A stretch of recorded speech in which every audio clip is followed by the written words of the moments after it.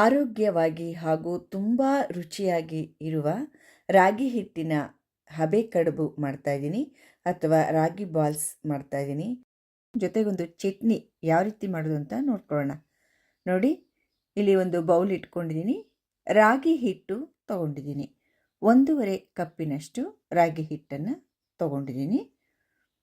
ಅದಕ್ಕೆ ನೋಡಿ, ಇದು ಮಜ್ಜಿಗೆ ಹಾಕ್ಕೊಳ್ತಾ ಇದ್ದೀನಿ. 1.5 ಕಪ್ಪು ಮಜ್ಜಿಗೆ ಹಾಕ್ಕೊಳ್ತಾ ಇದ್ದೀನಿ. ತುಂಬ ತೆಳು ಮಜ್ಜಿಗೆ ಆದರೆ ನೀವು 3 ಕಪ್ ಹಾಕ್ಕೊಳ್ಳಿ. ಈಗ ನಾನು ಸ್ವಲ್ಪ ಗಟ್ಟಿ ಮಜ್ಜಿಗೆ ಆದ್ದರಿಂದ 1.5 ಕಪ್ ಹಾಕ್ಕೊಂಡು 1.5 ಕಪ್ ನೀರು ಹಾಕ್ಕೊಂಡಿದ್ದೀನಿ. ರುಚಿಗೆ ತಕ್ಕಷ್ಟು ಉಪ್ಪು ಹಾಕ್ಕೊಂಡು ಇದನ್ನು ಮಿಕ್ಸ್ ಮಾಡ್ಕೋಬೇಕು. ನೀಟಾಗಿ 1 ಗಂಟಿಲ್ಲದ ಹಾಗೆ ಇದನ್ನು ಮಿಕ್ಸ್ ಮಾಡ್ಕೋಬೇಕು. ಈಗ ನೋಡಿ, ನಾನು 1 ಗಂಟಿಲ್ಲದ ಹಾಗೆ ಮಿಕ್ಸ್ ಮಾಡಿಕೊಂಡೆ. ಒಂದು ಬಾಣಲೆ ಇಟ್ಕೊಂಡಿದ್ದೀನಿ. ಗ್ಯಾಸ್ ಮೇಲೆ ಎಣ್ಣೆ ಹಾಕ್ಕೊಂಡಿದ್ದೀನಿ. 2 ಟೀ ಸ್ಪೂನ್ನಷ್ಟು ಎಣ್ಣೆ, ಸಾಸಿವೆ 1 ಟೀ ಸ್ಪೂನ್ ಹಾಕ್ಕೊಂಡು ಅದು ಸಿಡಿದ ನಂತರ ಜೀರಿಗೆ 1 ಟೀ ಸ್ಪೂನ್ ಹಾಕ್ಕೊಂಡಿದ್ದೀನಿ. ಕಡಲೆಬೇಳೆ 2 ಟೀ ಸ್ಪೂನಿನಷ್ಟು ಹಾಕ್ಕೊಂಡಿದ್ದೀನಿ. ಕಡಲೆಬೇಳೆ ಕೆಂಪಗಾಗುವವರೆಗೆ ಸ್ವಲ್ಪ ಹೊತ್ತು ಹುರ್ಕೋಬೇಕು. ಸ್ವಲ್ಪ ನೋಡಿ, ಈ ರೀತಿಯಾಗಿ ಕೆಂಪಗಾದ ಮೇಲೆ ತುರಿದ ಶುಂಠಿ 1 ಸ್ಪೂನು, ಹಸಿರು ಮೆಣಸಿನಕಾಯಿ 2, ಕರಿಬೇವು ಸ್ವಲ್ಪ ಸಣ್ಣದಾಗಿ ಕಟ್ ಮಾಡಿ ಹಾಕಿದ್ದೀನಿ. ಇದೆಲ್ಲ ಹಾಕಿ ಹಸಿ ವಾಸನೆ ಹೋಗೋವರೆಗೆ ಫ್ರೈ ಮಾಡ್ಕೊಳ್ತಾ ಇದ್ದೀನಿ. ಎಳ್ಳು ಹಾಕ್ಕೊಳ್ತಾ ಇದ್ದೀನಿ. ಇದು ಆಪ್ಷನಲ್ಲು, ಇದ್ದರೆ ಹಾಕ್ಕೊಳ್ಳಿ, ಇಲ್ಲಾಂದರೆ ಬೇಡ. 1.5 ಸ್ಪೂನ್ನಷ್ಟು ಎಳ್ಳು ಹಾಕ್ಕೊಂಡು ಅದನ್ನು ಸ್ವಲ್ಪ ಹೊತ್ತು ಹುರ್ಕೊಂಡ್ಬಿಟ್ಟು ಆಮೇಲೆ ನಾವು ಮಾಡ್ಕೊಂಡಂತಹ ಮಿಶ್ರಣನ ಹಾಕ್ಕೊಳ್ತಾ ಇದ್ದೀನಿ.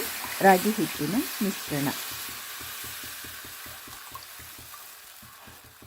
ಕೈ ಬಿಡದೆ ಈ ರೀತಿ ಕೈ ಆಡಿಸ್ತಾನೆ ಇರಬೇಕಾಗತ್ತೆ. ರಾಗಿ ಹಿಟ್ಟು ಮಿಶ್ರಣ ಹಾಕ್ಕೊಂಡ್ಮೇಲೆ ನೋಡಿ, ಈ ರೀತಿ ಕೈ ಆಡಿಸ್ಕೊಳ್ತಾನೆ ಇರಿ. ಮೀಡಿಯಮ್ ಫ್ಲೇಮ್ನಲ್ಲಿ ನೀವು ಕೈ ಆಡಿಸ್ಕೊಳ್ತಾ ಇರಬೇಕು. ಕ್ರಮೇಣ ಇದು ಗಟ್ಟಿ ಆಗ್ತಾ ಹೋಗುತ್ತೆ. ನೋಡಿ, ಈ ರೀತಿಯಾಗಿ ಗಟ್ಟಿ ಆಗ್ತಾ ಹೋಗುತ್ತೆ. ನೋಡಿ, ಯಾವ ರೀತಿ ಮಿಕ್ಸ್ ಮಾಡ್ಕೊಳ್ತಾನೇ ಇರಬೇಕು. ನೋಡಿ, ಈ ರೀತಿ ಮಾಡೋದ್ರಿಂದ ಗಂಟಿರೋದಿಲ್ಲ. ಈ ಥರ ಮಾಡೋದ್ರಿಂದ ಗಂಟಾಗೋದಿಲ್ಲ. ಹೀಗೆ ಮಾಡ್ತಾ ನೀವು ಮಿಕ್ಸ್ ಮಾಡ್ಕೊಳ್ತಾ ಇರಿ. ನೋಡಿ, ಗಟ್ಟಿ ಆಗ್ತಾ ಬಂತು. ಎಷ್ಟು ಗಟ್ಟಿ ಆಯಿತು ನೋಡಿ. ಹೀಗೆ ಮಾಡ್ಕೊಳ್ತಾ ಇರಬೇಕು. ಇದಕ್ಕೆ ಸ್ವಲ್ಪ ಕಾಯಿ ತುರಿ ಹಾಗೂ ಕೊತ್ತಂಬರಿ ಸೊಪ್ಪನ್ನು ಹಾಕ್ಕೊಳ್ತಾ ಇದ್ದೀನಿ. ಕಾಯಿ ತುರಿ ಹಾಕೋದ್ರಿಂದ ಸ್ವಲ್ಪ ಎಕ್ಸ್ಟ್ರಾ ಟೇಸ್ಟ್ ಸಿಗುತ್ತೆ. ಎಣ್ಣೆ 1 ಟೇಬಲ್ ಸ್ಪೂನ್ನಷ್ಟು ಹಾಕಿದ್ದೀನಿ. ಎಣ್ಣೆ ಅಥವಾ ತುಪ್ಪ ಕೂಡ ನೀವು ಹಾಕ್ಕೋಬೋದು. ಎಣ್ಣೆ ಬದಲಾಗಿ ತುಪ್ಪ ಕೂಡ ಹಾಕ್ಕೋಬೋದು. ಎಲ್ಲ ಮಿಕ್ಸ್ ಮಾಡ್ಕೊಳ್ತಾ ಇದ್ದೀನಿ. ನೋಡಿ, ಕ್ರಮೇಣ ಇದು ತಳ ಬಿಡಬೇಕು. ಈ ರೀತಿಯಾಗಿ ನೋಡಿ, ಕೆಳಗಡೆ ತಳ ಬಿಡ್ತಾ ಇದೆ ಅಲ್ವಾ, ಆ ರೀತಿ ತಳ ಬಿಡಬೇಕು. ನೋಡಿ, ಆಗ ಬೆಂದಿದೆ ಅಂತ ಅರ್ಥ. ಆ ರೀತಿ ಆದಾಗ ಮತ್ತೆ ಸ್ವಲ್ಪ ಹೊತ್ತು ಈ ರೀತಿಯಾಗಿ ಕೈ ಆಡಿಸ್ಕೊಳ್ತಾ ಇದ್ದೀನಿ. ಚೆನ್ನಾಗಿ ಬೆಂದಿದೆ ಇವಾಗ ಇದು. ನೋಡಿ, ಕೈಗೆ ಸ್ವಲ್ಪ ನೀರು ಕೈ ಮಾಡ್ಕೊಂಡ್ಬಿಟ್ಟು ಈ ರೀತಿ ಮಾಡಿದ್ರೆ ಅಂಟೋದಿಲ್ಲ. ಆಗ ಬೆಂದಿದೆ ಅಂತ ಅರ್ಥ. ಒಂದು ಹೋಲಿರೋ ಪಾತ್ರೆಗೆ ಎಣ್ಣೆನ ಸವರ್ಕೊಳ್ತಾ ಇದ್ದೀನಿ. ನೋಡಿ, ಇದನ್ನು ಬೇರೆ ತಟ್ಟೆಗೆ ಹಾಕ್ಕೊಂಡಿದ್ದೆ ರಾಗಿ ಮಿಶ್ರಣನ. ಸ್ವಲ್ಪ ತಣ್ಣಗಾದ ಮೇಲೆ ಕೈಗೆ ಎಣ್ಣೆ ಹಾಕ್ಕೊಂಬಿಟ್ಟು ಸ್ವಲ್ಪ ಸ್ಪ್ರೆಡ್ ಮಾಡಿಕೊಂಡು ಚಿಕ್ಕ ನೋಡಿ, ಈ ಥರ ಉಂಡೆಗಳನ್ನ ತಗೊಂಡು ರೌಂಡಾಗಿ ಮಾಡ್ಕೊಳ್ತಾ ಇದ್ದೀನಿ. ನೀವು ಯಾವ ಶೇಪ್ ಬೇಕಾದರೂ ಮಾಡ್ಕೋಬೋದು. ರೌಂಡ್ ಅಥವಾ ಓವೆಲ್ ಶೇಪ್ ಯಾವ ರೀತಿನಾದರೂ ಮಾಡ್ಕೋಬೋದು. ನಿಮ್ಮ ಮಕ್ಕಳಿಗೆ ಯಾವುದು ಇಷ್ಟ ಆಗುತ್ತೋ ಆ ಥರ ಮಾಡ್ಕೋಬೋದು. ನೋಡಿ, ಹೀಗೆ ಮಾಡ್ಕೊಂಡು ಇಟ್ಕೊಳ್ತಾ ಇದ್ದೀನಿ. ಈ ತಿಂಡಿ ಚಿಕ್ಕವರಿಂದ ಹಿಡಿದು ದೊಡ್ಡವರವರೆಗೂ ತುಂಬ ಆರೋಗ್ಯಕ್ಕೆ ಒಳ್ಳೆಯದು. ಹೀಗೆ ಎಲ್ಲ ಉಂಡೆಗಳನ್ನು ಮಾಡಿ ಇಟ್ಕೊಂಡಿದ್ದೀನಿ. ಇದನ್ನು ಇವಾಗ ಹಬೆಯಲ್ಲಿ ಬೇಯಿಸ್ಕೋಬೇಕಾಗತ್ತೆ. ಒಂದು ಬಾಣಲೆಗೆ ನೀರು ಹಾಕಿಬಿಟ್ಟು ಅದ್ರ ಮೇಲ್ಗಡೆ ರಿಂಗಿಟ್ಟು ನಿಂಬೆಹಣ್ಣಿನ ಸಿಪ್ಪೆ ಕೂಡ ಹಾಕಿದ್ದೀನಿ. ಅದು ಕಪ್ಪಾಗಬಾರ್ದು ಅಂತ ಬಾಣಲೆ. ನೋಡಿ, ಆಮೇಲೆ ನಾನು ಈ ರಾಗಿ ಉಂಡೆಗಳನ್ನ, ರಾಗಿ ಬಾಲ್ಸ್ನ ಇಟ್ಬಿಟ್ಟು ಅದ್ರ ಮೇಲೆ ಒಂದು ಮುಚ್ಚಳ ಮುಚ್ಚಿದ್ದೀನಿ. 15 ನಿಮಿಷಗಳ ತನಕ ಇದನ್ನು ಬೇಯಿಸ್ಕೋಬೇಕಾಗತ್ತೆ. ಇಡ್ಲಿ ಪಾತ್ರೆಯಲ್ಲಿ ಕೂಡ ಇದನ್ನು ಬೇಯಿಸ್ಕೋಬೋದು. ಮಾಮೂಲಿ ಇಡ್ಲಿ ಪ್ಲೇಟ್ಸ್ಗೆ ಇಟ್ಬಿಟ್ಟು ಅದನ್ನು ಇಡ್ಲಿ ಪಾತ್ರೆಯಲ್ಲಿಟ್ಟು ಬೇಯಿಸ್ಕೋಬೋದು. ಈಗ ಚಟ್ನಿ ರೆಡಿ ಮಾಡ್ಕೊಳ್ತಾ ಇದ್ದೀನಿ. ಈರುಳ್ಳಿ ಹಾಕ್ಕೊಂಡೆ 2 ಮಿಕ್ಸಿ ಜಾರ್ಗೆ ದಪ್ಪವಾಗಿ ಕಟ್ ಮಾಡಿಕೊಂಡು, 3ರಿಂದ 4 ಟೊಮೆಟೊ ಹಾಕ್ಕೊಂಡಿದ್ದೀನಿ ಕಟ್ ಮಾಡಿ, 3 ಹಸಿರು ಮೆಣಸಿನಕಾಯಿ, ಬೆಳ್ಳುಳ್ಳಿ ಹೆಸಳು 5 ಹಾಗೂ ಜೀರಿಗೆ ಅರ್ಧ ಸ್ಪೂನ್. ಇದಿಷ್ಟನ್ನು ನುಣ್ಣಗೆ ನೋಡಿ ಈ ರೀತಿ ಮಿಕ್ಸಿಗೆ ಹಾಕ್ಕೊಂಡು ತಂದಿದ್ದೀನಿ. ಸ್ವಲ್ಪ ತರಿಯಾಗಿದ್ದರೂ ನಡೆಯುತ್ತೆ. ಬೆಳ್ಳುಳ್ಳಿ ತಿನ್ನಲ್ಲ ಅನ್ನೋರು ಹಾಕೋದಿಕ್ಕೆ ಹೋಗಬೇಡಿ.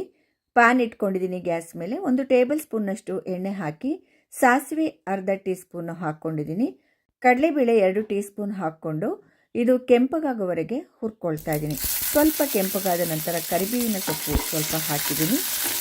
ಆಮೇಲೆ ನಾವು ಮಾಡಿಕೊಂಡಂತಹ ಈ ಮಿಶ್ರಣನ ಹಾಕ್ಕೊಳ್ತಾ ಇದ್ದೀನಿ. ಟೊಮೆಟೊ ಹಣ್ಣಿನ ಚಟ್ನಿ ಹಾಕ್ಕೊಂಡಿದ್ದೀನಿ. ಸ್ವಲ್ಪ ನೀರು ಕೂಡ ಹಾಕ್ಕೊಂಡೆ. ಈಗ ನೋಡಿ, ಅರಿಶಿಣದ ಪುಡಿ ಅರ್ಧ ಸ್ಪೂನು, ಉಪ್ಪು ರುಚಿಗೆ ತಕ್ಕಷ್ಟು ಹಾಕ್ಕೊಂಡು ಮಿಕ್ಸ್ ಮಾಡ್ಕೋಬೇಕು. ಇದನ್ನು ಚೆನ್ನಾಗಿ ಈ ರೀತಿ ಮಿಕ್ಸ್ ಮಾಡ್ಕೋಬೇಕು. ನಾವು ಹಸಿಯಾಗಿ ಎಲ್ಲ ಹಾಕಿರೋದ್ರಿಂದ ಒಗ್ಗರಣೆಯಲ್ಲಿ ಇದನ್ನು ಸ್ವಲ್ಪ ಹೊತ್ತು ಮಾಗಿಸ್ಕೋಬೇಕಾಗತ್ತೆ. ಕೊನೆಯಲ್ಲಿ ಸ್ವಲ್ಪ ಕಾಯಿ ತುರಿ ಹಾಗೂ ಕೊತ್ತಂಬರಿ ಸೊಪ್ಪು ಹಾಕಿದ್ದೀನಿ. ಕಾಯಿ ತುರಿ ಆಪ್ಷನಲ್ಲು, ಹಾಕದೇ ಇದ್ದರೂ ಈ ಚಟ್ನಿ ತುಂಬ ಚೆನ್ನಾಗಿರುತ್ತೆ. ಸ್ವಲ್ಪ ಹೊತ್ತು ಈ ರೀತಿ ಎಲ್ಲ ಮಾಗಿಸ್ಕೋಬೇಕು. ಸ್ವಲ್ಪ ಹೊತ್ತು ಕುದ್ದ ನಂತರ ಈ ಚಟ್ನಿ ರೆಡಿಯಾಗುತ್ತೆ. ತುಂಬ ರುಚಿಯಾಗಿರುತ್ತೆ. ಎಲ್ಲದಕ್ಕೂ ಇದು ಆಗುತ್ತೆ, ರೊಟ್ಟಿ ಚಪಾತಿ ಎಲ್ಲದಕ್ಕೂ ಆಗುತ್ತೆ, ಅನ್ನಕ್ಕೆ ಎಲ್ಲ. ಈಗ ನೋಡಿ, ಇದು ಬೆಂದಿದೆ. ರಾಗಿ ತಿಂಡಿ ಈಗ ಬೆಂದಿದೆ. ರಾಗಿ ಬಾಲ್ಸ್ ಅಂತ ಕರೆಯೋಣ, ಏನಂತ ಕರೆಯೋದು ಇದಕ್ಕೆ ನೋಡಿ, ಎಷ್ಟೊಂದು ಚೆನ್ನಾಗಿ ಕಾಣಿಸ್ತಿದೆ ಅಂತ. ಸ್ವಲ್ಪ ಹೊತ್ತು ಹೀಗೆ ಮಾಡಿದ್ರೆ ಅದೆಲ್ಲ ಒಂಥರ ಬಿಟ್ಕೊಳ್ಳುತ್ತೆ. ನೋಡಿ, ಒಂದಕ್ಕೊಂದಿದು ಅಂಟೋದಿಲ್ಲ. ನೋಡಿ ಎಷ್ಟೊಂದು ಸಾಫ್ಟ್ ಆಗಿದೆ ಅಂತ. ಸ್ವಲ್ಪ ತಣ್ಣಗಾಗ್ಬಿಟ್ರಂತೂ ಇದು ಒಂದಕ್ಕೊಂದು ಅಂಟೋದೇ ಇಲ್ಲ. ನಾನಿಲ್ಲಿ ಸರ್ವ್ ಮಾಡಿದ್ದೀನಿ ನೋಡಿ, ಎರಡರ ಕಾಂಬಿನೇಷನ್ ಸೂಪರ್ ಆಗಿರುತ್ತೆ. ನೀವು ಲಂಚ್ ಬಾಕ್ಸಿಗೆ ಕೂಡ ಇದನ್ನು ಕೊಟ್ಕೊಳಿಸ್ಬೋದು. ಸಂಜೆವರೆಗೂ ಇದನ್ನು ನಾವು ತಿನ್ಬೋದು. ಅಷ್ಟೊಂದು ರುಚಿಯಾಗಿರುತ್ತೆ ಇದು. ಎಷ್ಟೊಂದು ಸಾಫ್ಟ್ ಆಗಿದೆ ನೋಡಿ. ಈ ಚಟ್ನಿ ಜೊತೆಗಂತೂ ತುಂಬ ರುಚಿಯಾಗಿರುತ್ತೆ. ನೀವು ಈ ಚಟ್ನಿ ಅಂತಲೇ ಇಲ್ಲ, ಮಾಮೂಲಿ ಕಾಯಿ ಚಟ್ನಿ ಅಥವಾ ಸಾಗು ಯಾವುದ್ರ ಜೊತೆನೂ ಇದು ತುಂಬ ಚೆನ್ನಾಗಿ ಹೊಂದ್ಕೊಳ್ಳುತ್ತೆ. ಈ ರೆಸಿಪಿ ತುಂಬ ಇಷ್ಟ ಆಗಿದೆ ಅಂದ್ಕೊಂಡಿದ್ದೀನಿ. ದಯವಿಟ್ಟು ನನ್ನ ಚಾನಲ್ಗೆ ಸಬ್ಸ್ಕ್ರೈಬ್ ಆಗೋದನ್ನು ಖಂಡಿತವಾಗಿ ಯಾರೂ ಮರಿಬೇಡಿ. ಲೈಕ್ ಮಾಡಿ, ಶೇರ್ ಮಾಡಿ ಹಾಗೂ ಕಮೆಂಟ್ಸ್ ಮೂಲಕ ತಿಳಿಸಿ ಅಂತ ಹೇಳ್ತಾ ಎಲ್ಲರಿಗೂ ನನ್ನ ಧನ್ಯವಾದಗಳು. ಮುಂದಿನ ರೆಸಿಪಿಯೊಂದಿಗೆ ಮತ್ತೆ ಸಿಗ್ತೇನೆ. ನಮಸ್ಕಾರ.